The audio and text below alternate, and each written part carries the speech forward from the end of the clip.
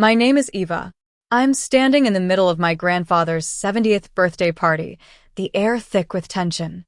My parents, John and Linda, stand across the room, their faces pale and rigid. My sister, Sophia, is trying to hold herself together, but her eyes betray her unease. The whole family is here, and the truth is about to come out. Let me take you back to how I got here.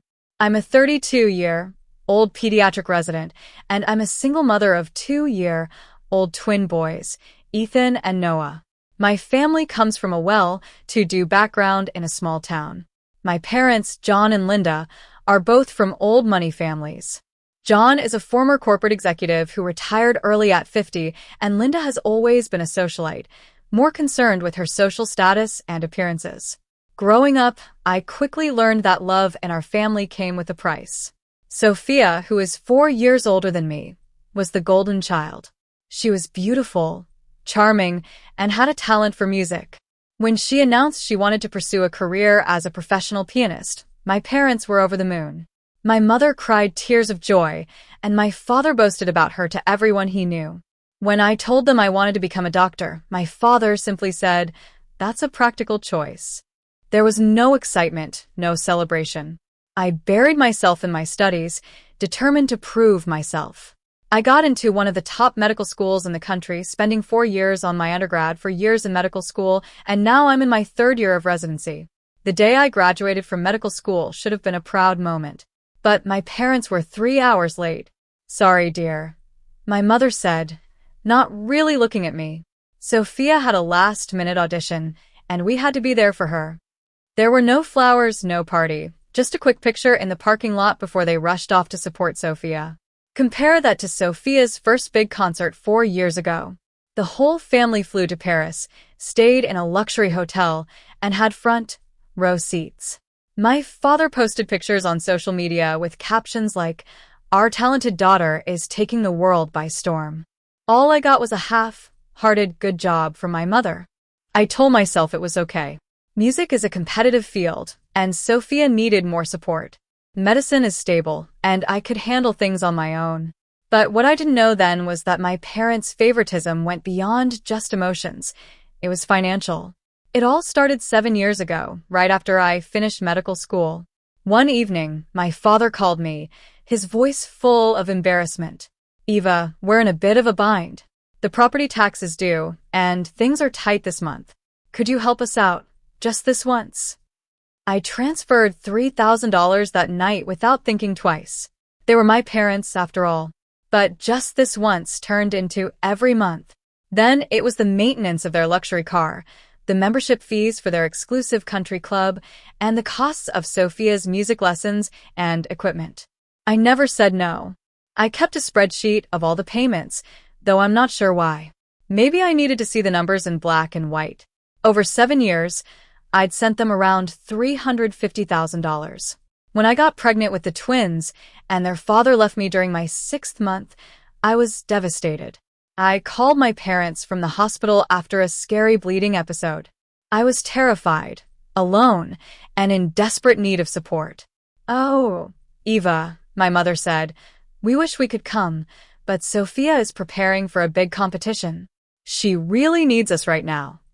They didn't come for the birth, and they were absent during those first few months, when I was barely sleeping, taking care of 2 newborns while studying for my board exams. But the money kept flowing out of my account. Then, a few months ago, a terrible accident happened.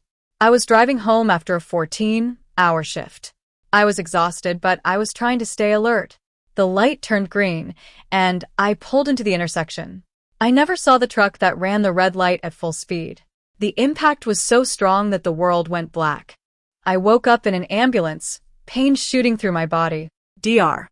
James, an emergency physician I'd worked with for a year, was hovering over me.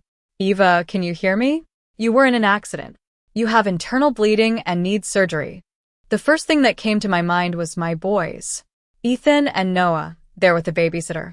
"She leaves at 7:30, I said, grabbing his arm. Dr. James checked his watch. "It's 7:10. I had 20 minutes to find someone to watch my children." With shaking hands, I fumbled for my phone and called my parents. My father answered, sounding annoyed. Eva, what is it? We're in the middle of something. I gasped. Dad, I was in an accident. I'm going to the hospital for surgery. Please, can you and Mom watch the boys for a few hours? There was a long silence on the line. Then I heard my mother's sharp voice in the background and Sophia's laugh. The line went dead, and then my phone buzzed with a text from my mother. Eva, you've always been a burden. We're at Sophia's concert tonight. Figure it out yourself. A second message from my father followed. You're a doctor. You should be able to handle this. And then Sophia sent a mocking emoji. Dr. James saw my face and the messages on my phone. Eva, he said gently, what can I do? I whispered, I need a phone with internet to find an emergency nanny service. He handed me his phone right away. I found a service, called them, and explained the situation. I paid triple the rate and authorized the payment immediately. I spent 6 days in the hospital. My parents never called, texted, or visited. The emergency nanny service was expensive, but it was worth it. They took good care of Ethan and Noah and sent me daily updates. On the 3rd day in the hospital, I decided to take control. I logged into my banking app and canceled all the automatic transfers. I blocked my parents' and Sophia's numbers on my phone.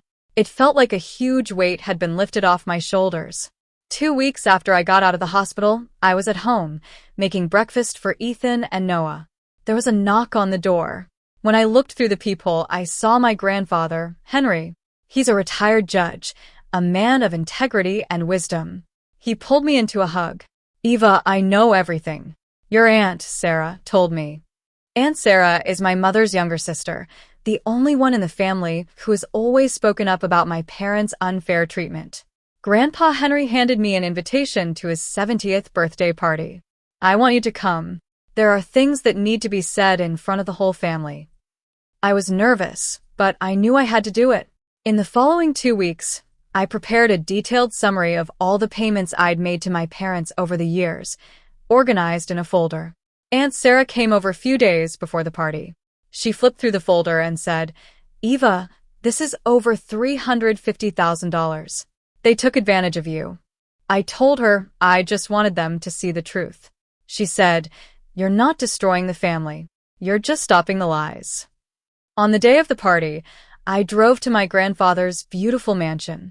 Ethan and Noah were excited about the big house and the balloons. As I walked in, I saw my parents and Sophia. My mother's smile faded, and my father's face went cold. Sophia came over and kissed me. Eva, we heard about your accident. I hope it wasn't too serious. I looked at her and said, I had internal bleeding and almost died. None of you were there for me. Her smile wavered for a moment. 30 minutes into the party, Sophia started spreading rumors about me. I'm so worried about Eva. The accident has really affected her. She's cut off all contact with Mom and Dad for no reason. My mother joined in, pretending to be concerned. Aunt Sarah stood by my side, angry. They've been trying to discredit you all week. I looked at my grandfather, who gave me a small nod. I said, let them talk. Then, my grandfather stood up and said, before we continue, I have something to say. Just as he was about to speak, my father stepped forward. Dad, wait. There's something the family should know. Eva has been acting erratically since her accident and has cut us off. My grandfather raised an eyebrow. John, let me ask you a question. Who has been paying for your property tax, car maintenance, and Sophia's music expenses for the past 7 years? My father's face turned white. We pay for them ourselves. My grandfather took out my folder and said, I have the bank transfer records right here. Over 7 years, Eva has sent you around $350,000. The room went silent. My mother stammered. She offered.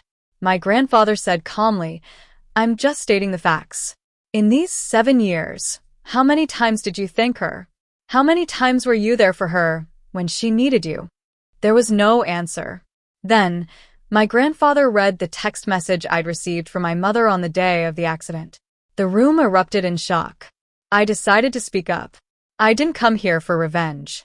For years, I believed you when you said Sophia needed more support. But in the ambulance, bleeding and terrified, I realized I was just a convenience to you. I can't keep pretending this is okay. I won't be sending money anymore, and I need space. My parents left the party early, with Sophia following them. In the days that followed, the family dynamics changed. My phone was filled with messages from relatives apologizing. The family group chat was deleted. My parents were quietly excluded from family gatherings. 3 months after the party, I got a call from Aunt Sarah. Your parents are selling their house.